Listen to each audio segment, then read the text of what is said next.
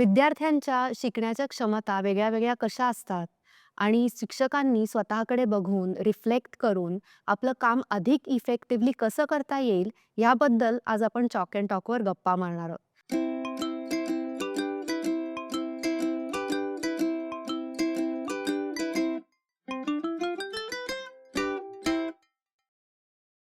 या गप्पा मारण्यासाठी आपल्याबरोबर खूप खास पाहुणे आलेत. मिसेस मालती कलमाडी, मी नेहा. मी एक शिक्षिका आहे आणि एज्युकेशनल टेक्नॉलॉजीच्या फील्डमध्ये काम करते. आपल्या पाहुण्यांची ओळख आपण त्यांच्याचकडून ऐकूया. मालती ma'am. I'm Malti Kalmadi. I've been in the field of education for almost 40 years. And I was a teacher for about 3 years. And I realized that we are in the field of education, taking care of the needs of children. And my focus gradually changed to the gifted. So I'm the founding director of the Kaveri Gifted Education and Research Center. Hello, ma'am. Welcome to Chalk and Talk. I've heard you say this and it stayed with me. You said that every child is different. Every child is good, unique, and special, and every child has potential. So, can we elaborate on that a little? Yeah. So this belief system that stands as a huge board in all the Kaveri schools. My first point is that every child is good. There is no bad child on this earth. So every child is good and every child is different. And every child is special and unique and has potential.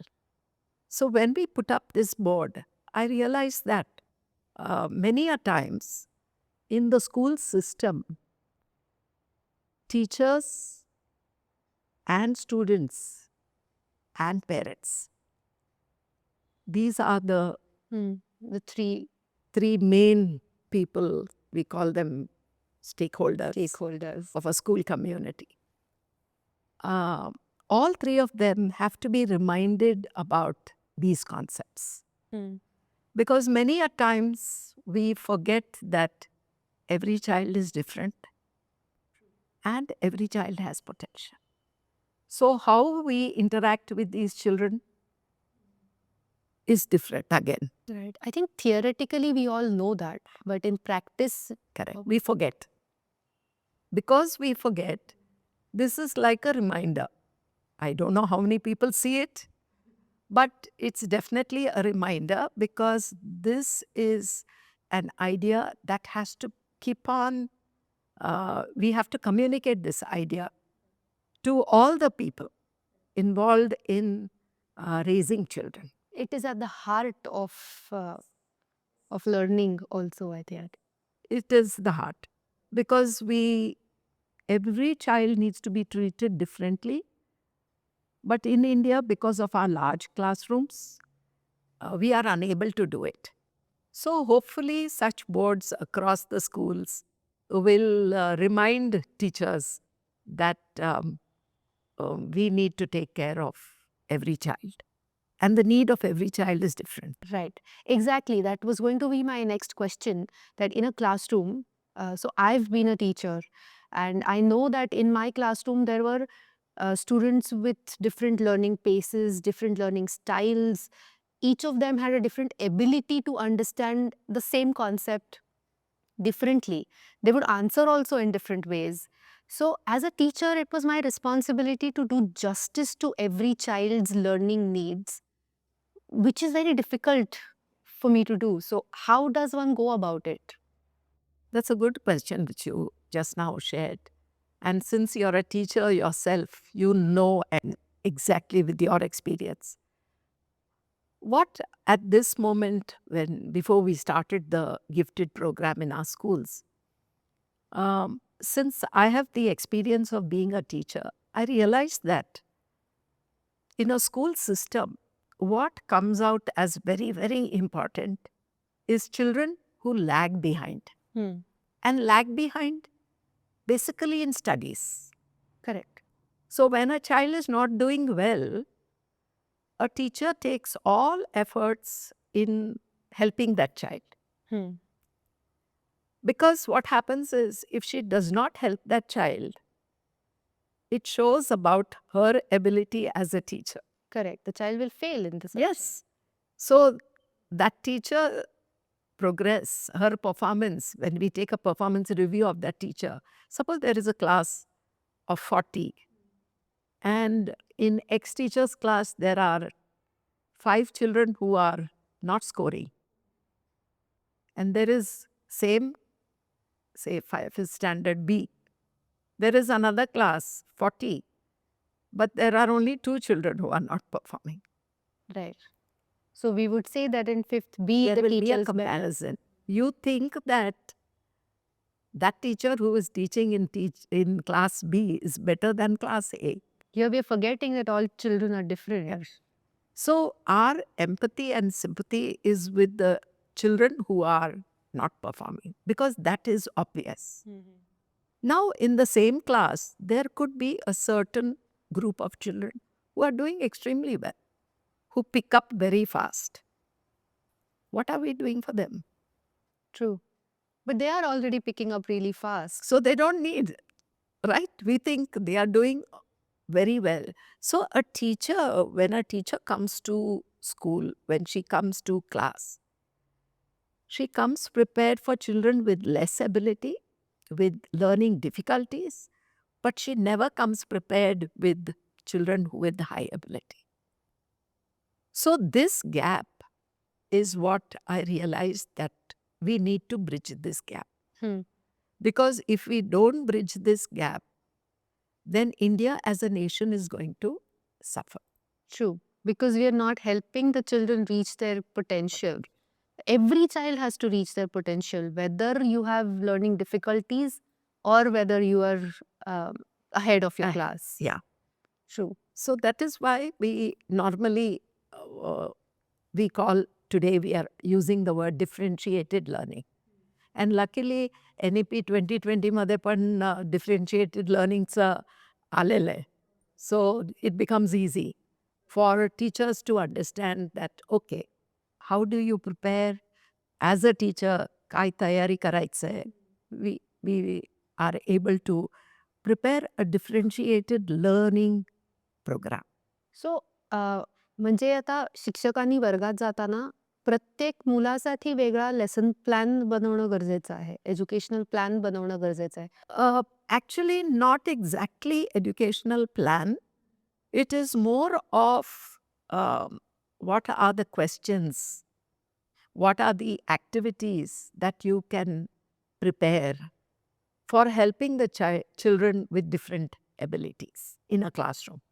Okay. Now, suppose Neha is a child who finishes her tasks very soon. The teacher is already come with an activity for Neha. Something that is more challenging. More challenging. And that activity can also be, okay, now come on, you help the child who is weak. So peer learning. Peer learning.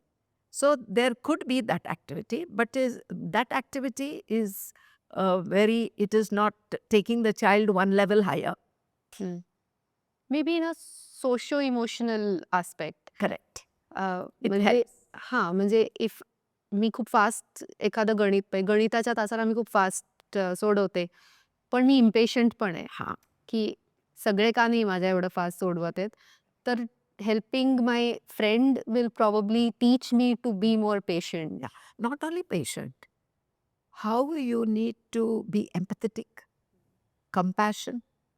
So normally these gifted children might not have the right compassionate behavior. So you are helping them in a way. So patience and all that, yes. But along with that would be empathy, compassion. So that would definitely, socio-emotionally, you are nurturing a gifted child. So when we say special needs of a child, Yeah. it genuinely means special needs of every child, not just children who are lagging behind in a class, but also each and every child in your class. that is something I think all of us have to remember as teachers and also as parents, right? कारण इथे पेरेंट्सची involvement पण खूप गरजेची आहे. Very, very important, because I would like to share with you one of our alumni who Sam Altman has recognized and appreciated him. Wow. He is Praful Dariwal. He's our alumni. We were very happy when he was appreciated for his work and contribution. So at that time, if I look back, when I reflect, I remember his parents. I used to meet his mother very often in the school. And the parent was very knowledgeable about how do you create an environment for this prodigy, this gifted child, in nurturing his talent and bringing out his potential. So what do we mean by creating a nurturing environment? See, now what happened is she would find out all the competitions that Praful could participate in other than Olympiads. Hmm. And in fact, I remember the principal of that time was one Mrs. Kamini Saxena. And she told me, ma'am, it is because of these gifted children that I got an opportunity to go for the first time to US, because that child won a competition Wow. and he could take the principal and go. Brilliant. So the school as such during the earlier years was not doing much. Hmm. It was more parents. It was more parents. Now here I would like to bring one point very clearly. We are a country of almost, I think, 144 crore people. And out of this, there are about 25 crores children, school-going children. And if you take the percentage of gifted, say about 3%, it comes to about 75 lakhs. Which is a huge number. Which is a huge number in India. Now, if you see, you know that India has this rural and urban. Correct. So 75 lakhs is both. So it is said that almost 65 to 70% of our population is in the rural areas. Correct. If it is so, which is not even half are in the cities. So Praful Dariwal got an opportunity because his parents were aware of his abilities and was able to nurture. Imagine how much we are losing if the home environment does not recognize. I mean, there are so many first generation learners whose parents work in, say, blue collar or daily wages situations, work. And why would they recognize their child as a child prodigy? I mean, it's a task to send your child to school every day. Correct. Not only that, one is the home environment. The other is, imagine if the school was ready to nurture these children. The teachers could recognize. Correct. The teacher recognizes, and not only recognizes, knows what to do. See, today what has happened is we have to build teacher capacity to be able to nurture these children. True. In fact, for most teachers, I think marks is the indicator of success. So if I'm getting good marks, I'm automatically a gifted or a good student. If I'm not getting good marks, yeah, but I'm a really good painter or I'm really good in sports, I'm still not recognized as someone who is with extraordinary abilities.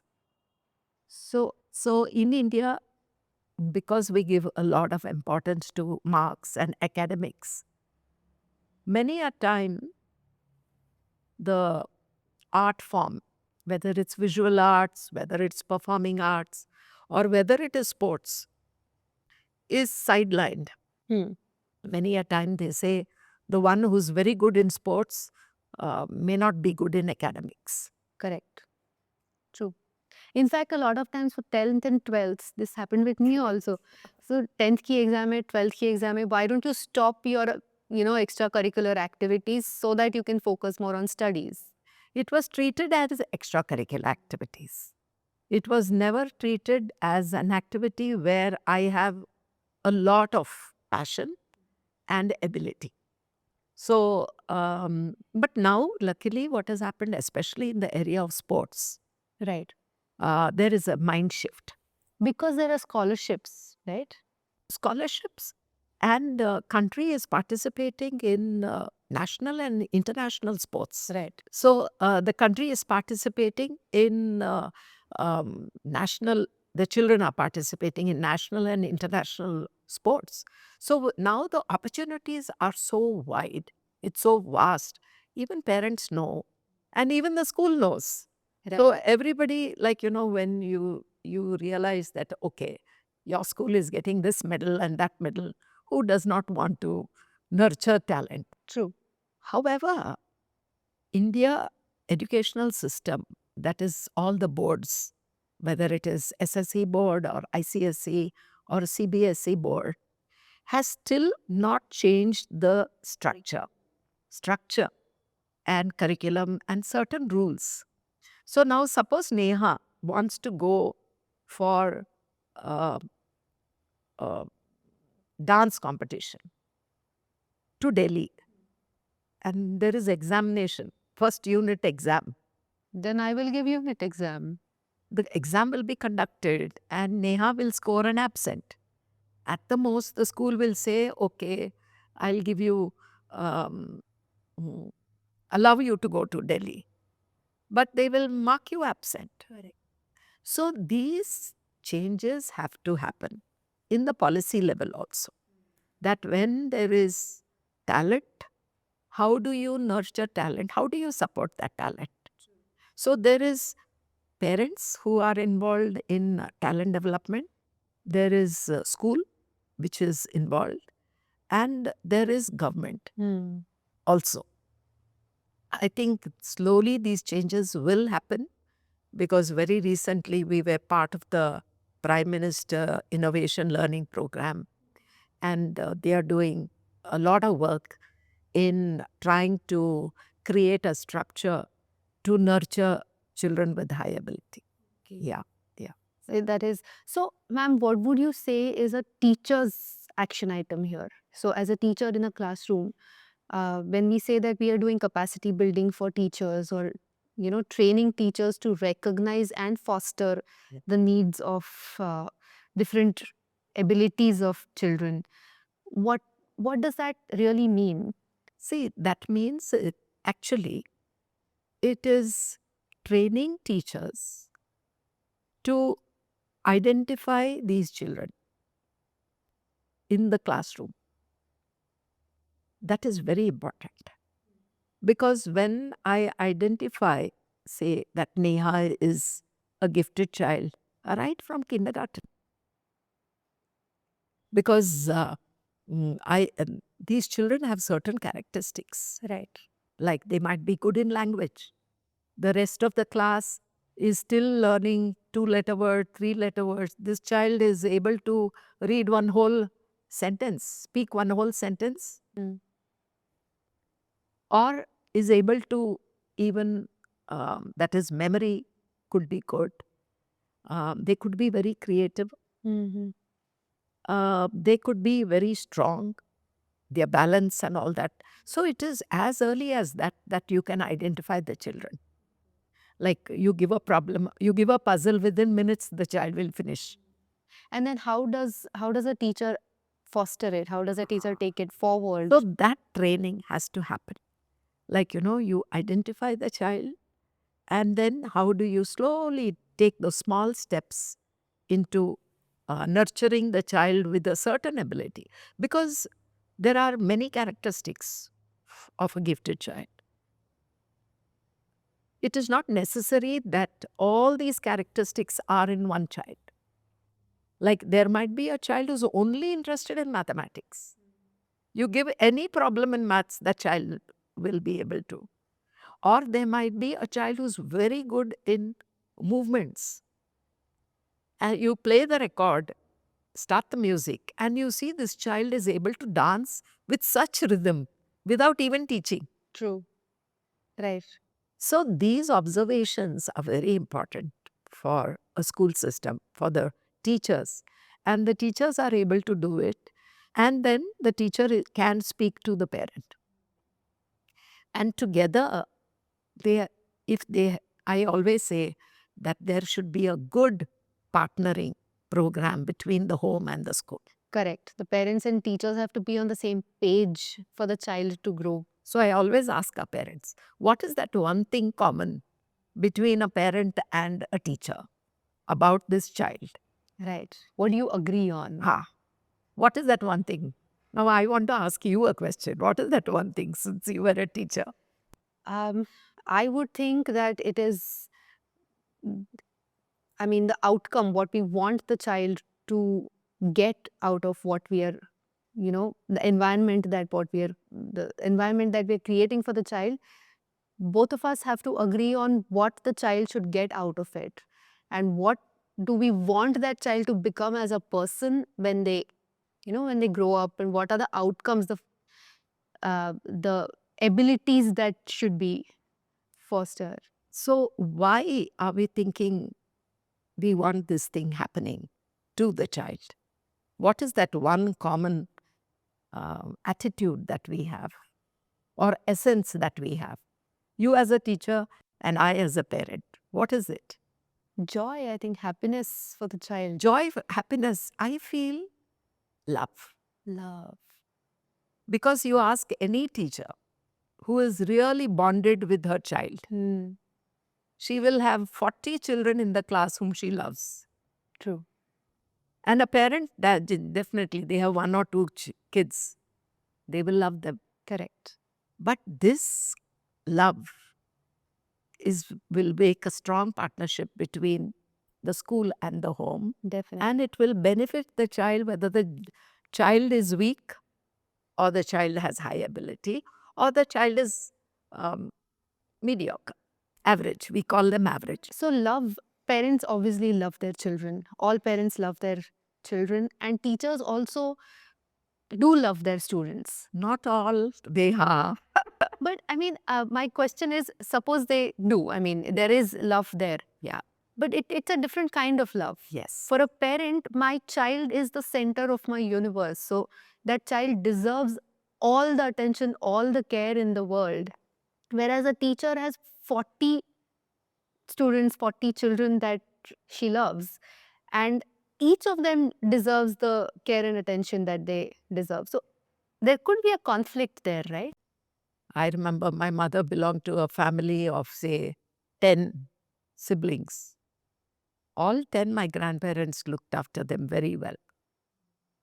So for a really responsible, sensitive teacher, the entire class becomes her family. And that is very important for both sides of the spectrum.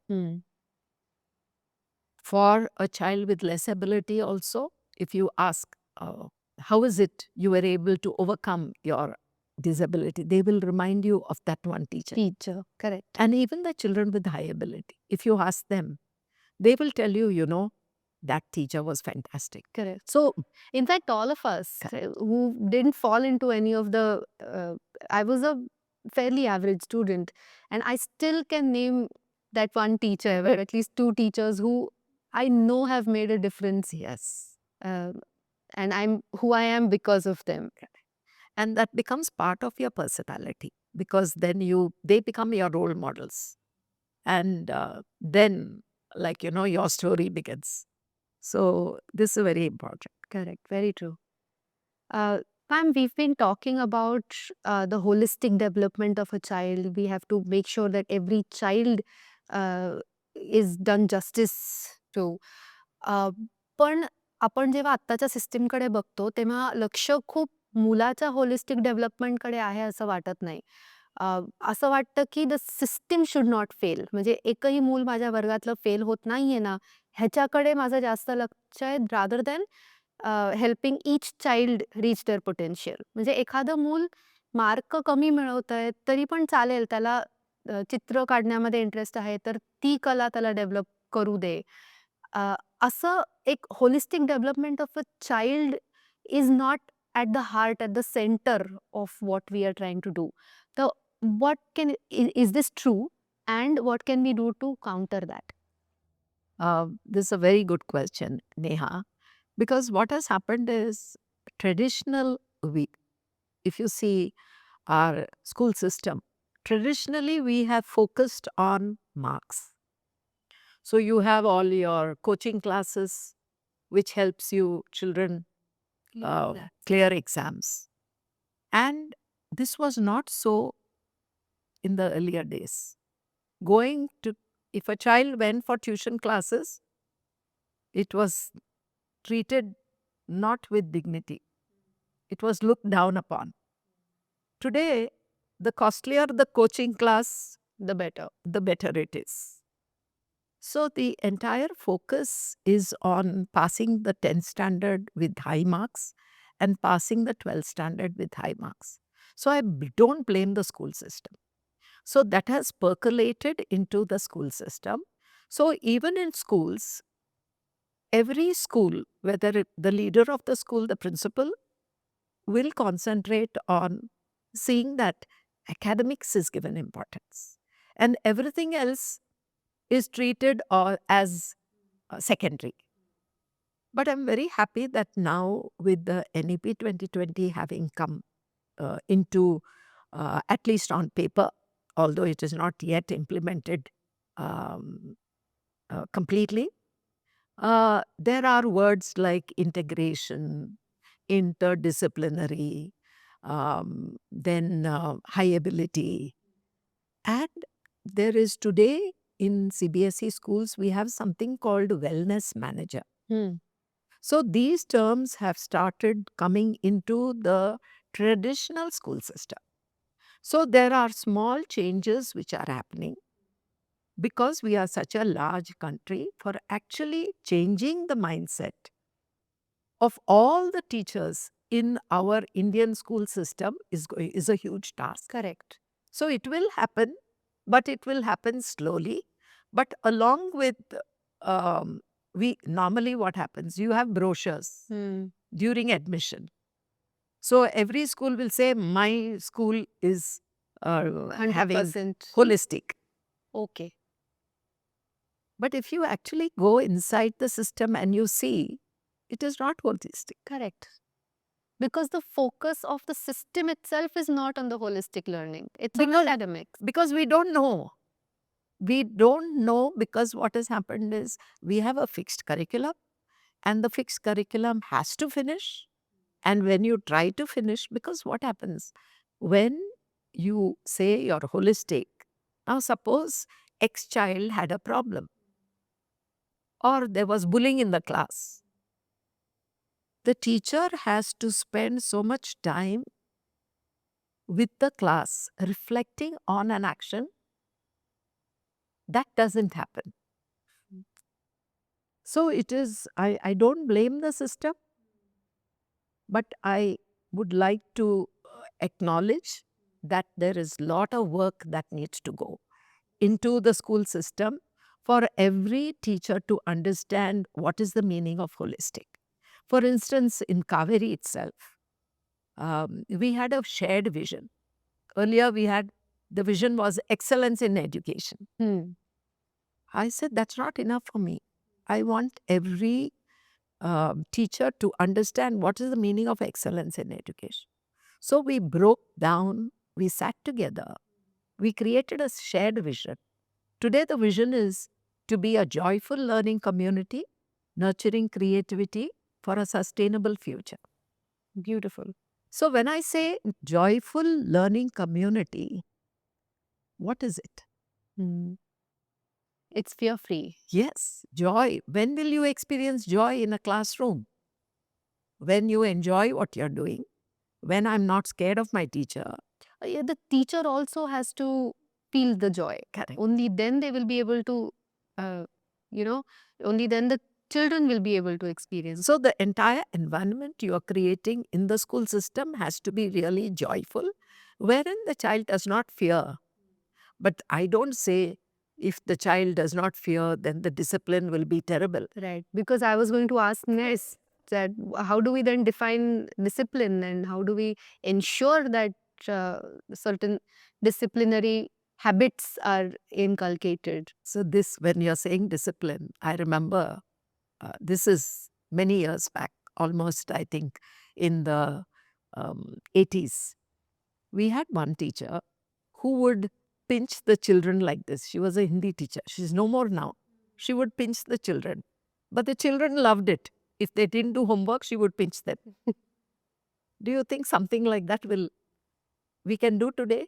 No. The children fondly remember her. Some of them did not do homework because they wanted to be pinched. But there was love between the So I'm teacher. guessing the pinching wasn't to harm the child. So I'm saying discipline is necessary, but how you actually look at that discipline and why are you disciplining a child? Now, for instance, when I was a teacher, I remember that the classrooms are so close, and during that time we had 60 children in one class, not 40 like now. And if they all spoke together excitedly, the next class, Absolutely. there is a lot of disturbance. So I came and the children were screaming. So I could have easily picked out the kids who were misbehaving and I could have sent them out. So what I told them is, you uh, learn how to, what is best for the class. And I moved out of the class. So you decide how the class you want the class to be. So what I did when I moved out, because there was so much bond between me and my children, they wanted me back in the class. So 1 minute, so these are small strategies that a creative teacher, a teacher has to be creative in developing strategies for disciplining. In fact, I remember I had done this in my class once. We were sitting and the kids were misbehaving, some of them. It was a chaotic situation. So I said, okay, we don't feel like studying today, that's fine. Let's just sit and decide how we would like our classroom to be, how we would like it to look like, we would like, if someone is passing by from outside or someone peeps into the classroom, how would we want them to perceive our class? And then we made a list of, things that we would do to make sure the classroom is clean, the classes, our volumes are not, or we are not speaking over each other. This is all suggestions from the children that we all noted down. And we also decided the punishment that would be given if someone doesn't do it. It's not my punishment, it's something that the children have. And then, of course, children came up with really harsh punishments to begin with. But then there was also this conversation about what is appropriate. Yes. If someone cuts you, like someone, you're speaking and someone cuts you off and starts speaking, that's rude behavior. You don't like it. But is it really, like, would you send someone home for this? So what would be an appropriate punishment for that? And after that, it was not my responsibility anymore. It was everyone's responsibility to make sure. And I would also get punished. If I didn't follow the rules, I was also liable to the punishment. So here, what I hear you saying and what today the schools are doing is, this is a democratic, like, you are making the child responsible for his or her behavior. So you're bringing about a certain democratic behavior. The sense You of are, responsibility. so you are making them understand what is good behavior, what is bad behavior, and what is to be done. So you are even, like, slowly by this exercise, which, and many schools are doing that today, because no longer we find the old punishments which were prevalent. But now it's become very democratic, and many schools even put up the behavior, class behavior or class rules. They put it up. on the board in the class, and the children decide that whether the behavior was followed or whether the behavior was right or wrong. And these things slowly has to penetrate into all the schools. Right. Yeah. Uh, to make this happen, ma'am, now the question, I'll bring us back to the teachers. Yeah. So to make this happen, uh, I feel like the teachers have to really internalize this change. It's not something you can do just because someone told you to do it. This kind of bond only happens, and I think a lot of teachers already have a beautiful bond with their students. But the change that we are thinking about, that we recognize every child's needs different, uh, the need for attention in a different way, is something that a teacher has to really internalize, like I said. So how can that happen? It won't happen just with trainings, right? It doesn't happen with training. In fact, just like how we say that I have, whenever I'm speaking to our teachers, I always say, we have a board for every child is different, every child is good. But I also I keep telling our teachers that every teacher is good. The same thing applies even to a teacher because we are human beings. Right. So everyone is different, and every teacher is also um, special and unique. Hmm. However, if the teacher professionally, there are certain criteria for being a good teacher. Hmm. So, because she is an adult, and if she doesn't meet that criteria of expectations of a good teacher, then she should understand that these are my weaknesses. Like there may be a teacher who angry all the time. So when she comes to class, she is going to be angry.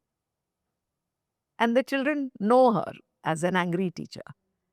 So here, um, quite recently, um, we as a team had gone to Tunisia, where we had a course on inner developmental goals. And we have come up with a beautiful program wherein we are able to work on ourselves, and we are able to map the value system within us and the organization we are working, and really helping us not only personally but even professionally to become better people so that the world is a beautiful space.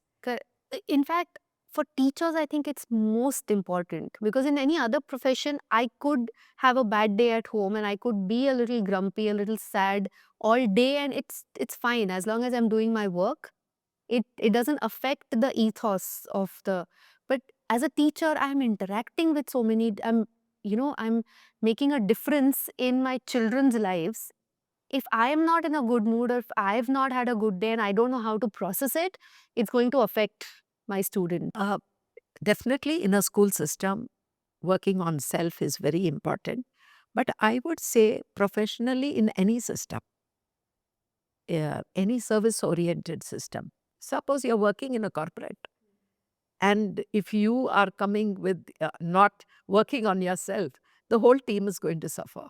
So it is. But as you said, let us, since we are dealing with teachers, um, I volunteer in another organization which is in Panchgani called Initiatives of Change. So we have a program called Education Today, Society Tomorrow. We talk of teachers we are, people say we are nation builders.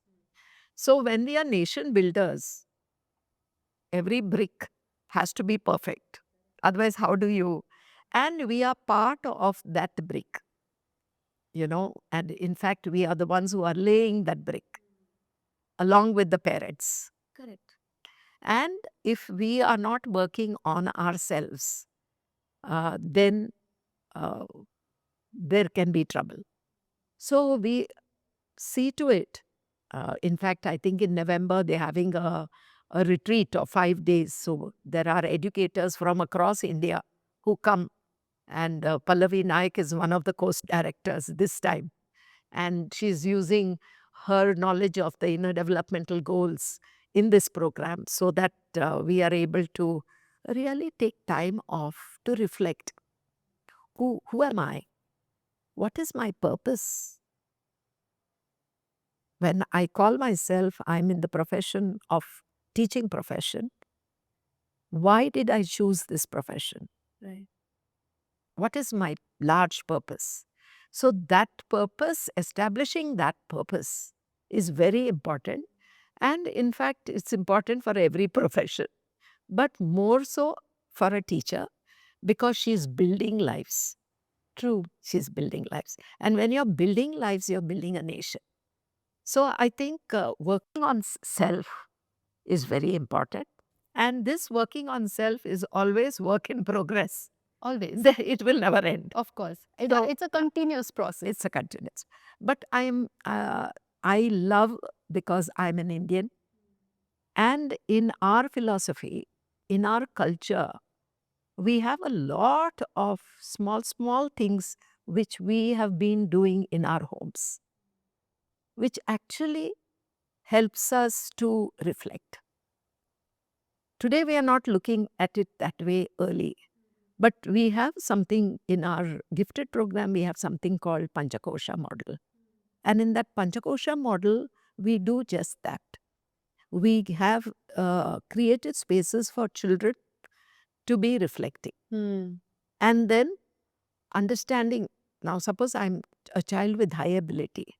What is my purpose? Why did God give me this gift? And what is my purpose? Larger purpose is what we are looking. So this reflective time, I think even the boards, our educational system has to really look at it because today knowledge is available over a click of a button. Correct.